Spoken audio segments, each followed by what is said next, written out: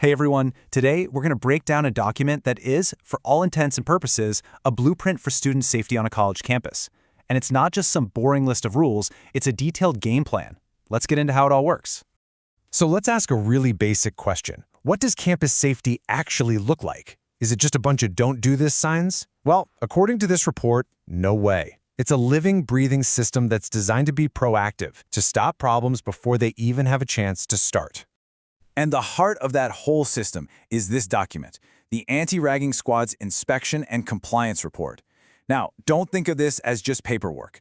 Think of it as the official playbook, the step-by-step guide that turns the idea of safety into a daily reality. Now, a plan this detailed doesn't just appear out of nowhere, right? It needs architects. And in this case, it was put together by Dr. Sanjeev Kumar Singh, who's the nodal officer for the anti-ragging cell. And he was working under the direct guidance of the institution's principal and dean, Dr. D.K. Verma. So right off the bat, you know the commitment to this comes from the very, very top. Okay, so let's get into the nitty-gritty. How does this actually play out on the ground? We're going to walk through an inspection from start to finish, and it all begins with the squad's official checklist before anyone even takes a single step. So the very first thing isn't the patrol itself, it's all about accountability. Before they go anywhere, the names of the squad members for that day are formally written down and they have to sign off. This sets the tone immediately. This is not a casual walk-around. It's a formal mission, and every single person on that team is on the record. In the mission scope, it's huge. They cover all the places you'd expect, like the hostels and the canteen, but they also cover those in-between spaces we don't always think about. You know, the corridors, the staircases, even the campus transport.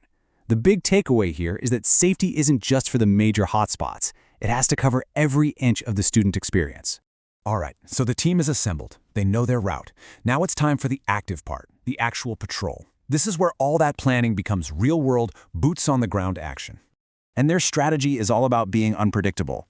They'll do surprise checks, they'll patrol at odd hours, anything to keep things from getting routine.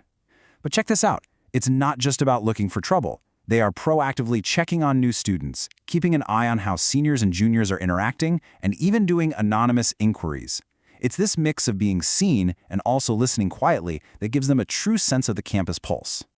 And here's something I find really brilliant. Safety isn't just about how people behave. The squad is also inspecting the physical environment. Is the lighting good enough in that walkway? Are the CCTV cameras actually covering the vulnerable spots? It shows this really deep understanding that a safe-feeling environment is your first line of defense. You can have all the patrols and cameras in the world, but they're just tools. This next part, this gets to the absolute core of the mission, the actual well-being of the students, the human element. So that's the million-dollar question, isn't it? How do you check on someone's welfare without being invasive? How can you tell what the real emotional climate on campus is? Well, the report lays out a method that's incredibly observant. The squad is literally trained to look for these subtle, telltale signs. We're not just talking about obvious physical injuries. They're trained to spot things like signs of sleep deprivation or psychological distress or just general anxiety.